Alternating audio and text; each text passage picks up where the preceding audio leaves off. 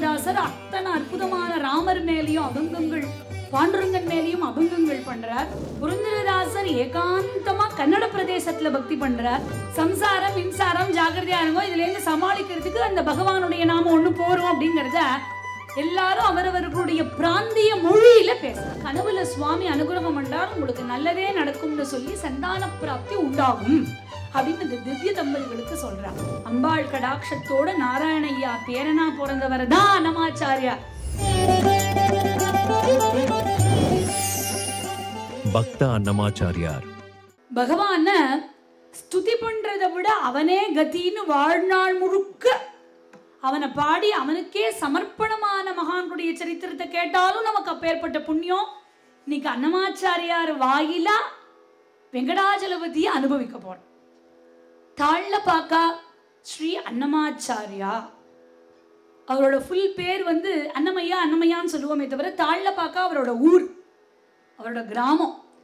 தாழ்லபாக்கா ஸ்ரீ அன்னமாச்சாரியா 1408 வருஷம் 1408ல கடப்ப ஜில்லா திருமலைக்கு வடக்கு பக்கத்துல ராஜம்பேட்டை தாலுகாலேருந்து 4 கிலோமீட்டர் தூரத்துல இந்த தாழ்லபாக்க அப்படிங்கிற சின்ன ஊர் இருக்கு. அது ரொம்ப சின்ன ஊர், ஆனா இன்னைக்கு தாழ்லபாக்கா ரொம்ப ஃபேமஸா வருது அன்னமாச்சாரியர்னால. எப்படி அடையப்பலம் அப்படின்னாலே அப்பய தீட்சிதர் தான் அப்படின்னு நமக்கு தெரியுமோ, அப்படி ஊர்னால மகான்களால் அந்த ஊருக்கே பெருமை கிடைக்கிறது. அந்த குட்டி கிராமத்துல தான் எழுமலையானுடைய கருணையினால தாழ்லபாக்கா அன்னமாச்சாரியார் அவதாரம் பண்றார். இப்படி மகான்கள் ஒரு ஒரு இடத்துக்கும் ரெப்ரசன்டேட்டிவ் போடுறார். நார்த் பக்கத்துக்கு சமர்த்தராமதாசரை போட்டா, திருவண்ணாமலைக்கு ரமணர் போட்டா, பண்டரி கஷேத்திரத்துக்கு புரந்தரதாசரை போட்டா, குருவாயூருக்கு நாராயண பட்டத்திரிய போட்டா, திருமலைக்கு அன்னமாச்சாரியார், இப்படின்னு ரீஜியனுக்கு ரீஜியன் பிரிச்சு கொடுத்துட்டா வேலைய. அப்பதான் பக்தி வந்து செழுமையா வளரும். ஒரே இடத்துல எல்லா இடத்துலயும் நடந்து போங்க. ஆசையத்துக்கு ஹிமாச்சலம் நீங்க என்ன பண்றேன், ஜனவரி மாசம் கிளம்பி டிசம்பர் வரைக்கும் போயிட்டு திருப்பி வாங்குவோன்னு சொல்ல முடியுமா? அந்தந்த ஊர்ல ஆச்சரியமான வகையில அவ பக்தியை கொண்டு போனா அதான் ஆச்சரியமா இருக்கும் நமக்கு. சமர்த்தராமதாசர் அத்தனை அற்புதமான ராமர் மேலேயும் அபங்கங்கள், பாண்டுரங்கன் மேலேயும் அபங்கங்கள் பண்றார். இந்த பக்கத்துல பக்த மீரா கிருஷ்ணர் மேல பண்றா. இந்த பக்கத்துல நாயன்மார்களும் ஆழ்வார்களும் தமிழ்நாட்டுல பக்தி பண்றா. புரந்தரதாசர் ஏகாந்தமா கன்னட பிரதேசத்துல பக்தி பண்றார். தெலுங்குல அன்னமாச்சாரியார், தியாகராஜர் போன்ற மகான்கள் பக்தி பண்றா. எல்லாரும் என்ன சொல்றா, சம்சாரம் மின்சாரம் ஜாகிரதையா இருங்கிறா. என்ன சொல்றா, சம்சாரம் மின்சாரம் ஜாகிரதையா இருங்கோ, இதுல இருந்து சமாளிக்கிறதுக்கு அந்த பகவானுடைய நாம ஒண்ணு போறோம் அப்படிங்கிறத எல்லாரும் அவரவர்களுடைய பிராந்திய மொழியில பேசுறா. இவ்வளவு அழகா இவ என்ன பேசி வச்சிருந்தாளா. இன்னைக்கு நம்ம பாக்குறோம் சோசியல் மீடியால இன்ஃப்ளூயன்சர்ஸ் அப்படின்னு. ஒரு சாமானை விற்கணும்னா அந்த 15 பேரை வச்சு பேச வைக்கணும். இந்த சாமானை நான் யூஸ் பண்ணேன், ஒரு வாரம் முழுக்க யூஸ் பண்ணிருக்கேன், பளிச்சுதான் ஆயிடுது அப்படின்பா. கீழே போடுவா என்னன்னா, இது நான் காசு கொடுத்து பேசல, நானாவே பேசுறேன் அப்படின்னு. அப்பதான் நமக்கு டவுட் ஜாஸ்தி ஆகும். ஓஹோ அப்படின்னு. அப்போ இது எல்லாமே பேசி வச்சுட்டு நடக்கக்கூடியது.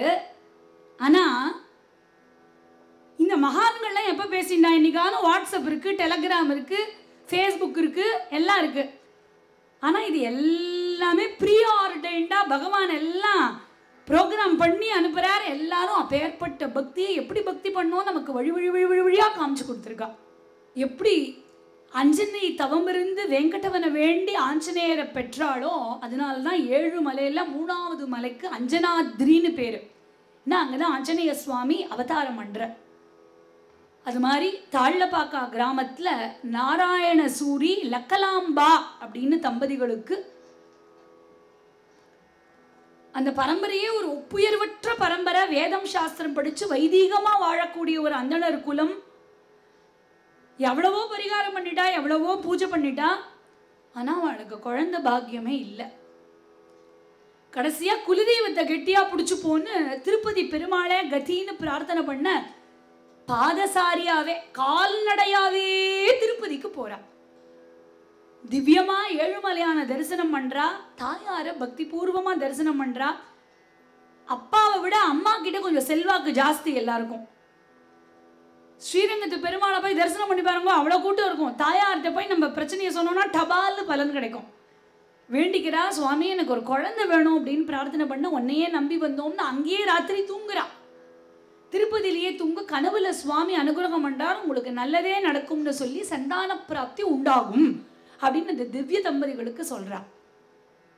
மகாவிஷ்ணு என்ன கொடுத்து அனுப்புறார் அப்படின்னா, எதுவா வரார் அப்படின்னா, அன்னமாச்சாரியார், நீங்க நிறைய கேள்விப்பட்டிருப்பீர்கள். அன்னமாச்சாரியார் மகாவிஷ்ணுவனுடைய வாழ் நந்தகம். நந்தகம் தான் அன்னமாச்சாரியார். அந்த நந்தகமே யார் வயிற்றுல வந்துதான்? லக்கலாம்பாவனுடைய வயிற்றுல கருவா உருவாருது. பெருமாளுடைய வாழை கருவா உருவாருது போல கனவு கண்டா. ஸ்ரீனிவாசனை வேண்டின்ற பலன், தாயார் கடாட்சம், சுப முகூர்த்தத்துல கர்ப்பம் தரிக்கிறா. 10 மாசம் சுமக்கரா. வைசாக மாசம் சுத்த பூர்ணிமா வைசாக நட்சத்திரத்துல ஸ்ரீனிவாசனுடைய கருணையினால சுபுத்திரன் ஜனனம். நம்ம நினைச்சுப்போம் ஏதோ இவ வேண்டிண்டா சுவாமி கொடுத்துட்டார் அப்படின்னு. ஏன் நம்மளும் தான் வேண்டிக்கிறோம், வாழ் பெருமாள் ஒரு சின்ன கர்ச்சீஃபாவான்னு நம்ம பிறக்க மாட்டோமா அப்படின்னு.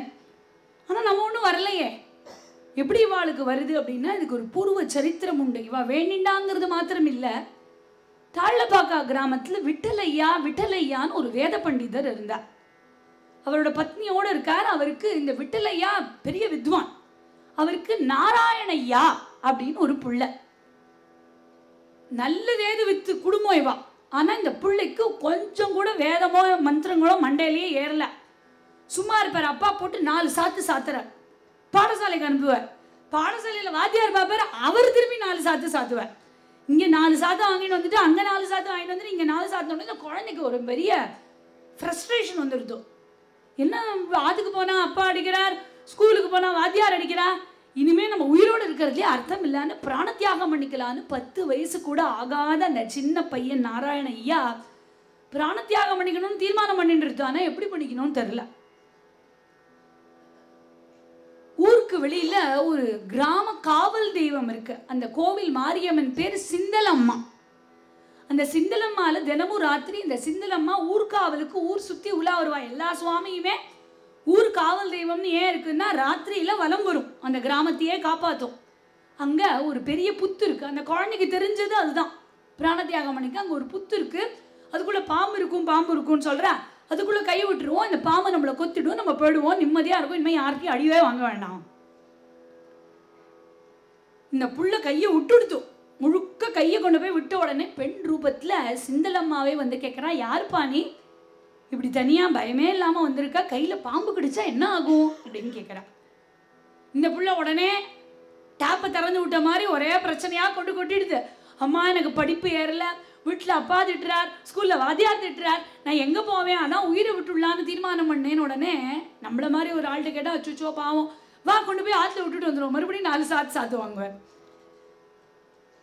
அம்பாள் சொல்கிறா, குழந்தை உங்கள் தாழ்லப்பாக்கா கிராமத்தில் ஜனமேஜயன் மகாராஜா கட்டின பிரதிஷ்டை பண்ண சென்னகேஸ்வர பெருமாள் கோவில் இருக்கு. அந்த கோவில் சுவாமியை தினம் பிரதட்சணம் பண்ணு, உன்னுடைய கஷ்டம் தீரும், உனக்கு நல்ல படிப்பு வரும், நீ ரொம்ப நன்னா இருப்ப. அது மாத்திரம் நான் உனக்கு அனுகிரகம் பண்ணல, உன்னோட குலத்தை உத்தாரணம் பண்ண, இந்த ஊருக்கே பெருமை சேர்க்க, உலகத்துக்கே பக்தியை போதிக்க ஒரு அவதார புருஷன் உனக்கு பேரனா பிறப்பான், உன் வம்சத்துல பரம பாகவதனா இருப்பான்னு சொல்லி மறைஞ்சான் சித்தலம்மா. இப்படி அம்பாள் கடாட்சத்தோட நாராயணையா பேரனா பிறந்தவர் தான் அன்னமாச்சாரியார். மேலும் இது போன்ற சிறப்பான நிகழ்ச்சிகளை காண இப்போவே லைக் பண்ணுங்க, ஷேர் பண்ணுங்க, மறக்காம சப்ஸ்கிரைப் பண்ணுங்க.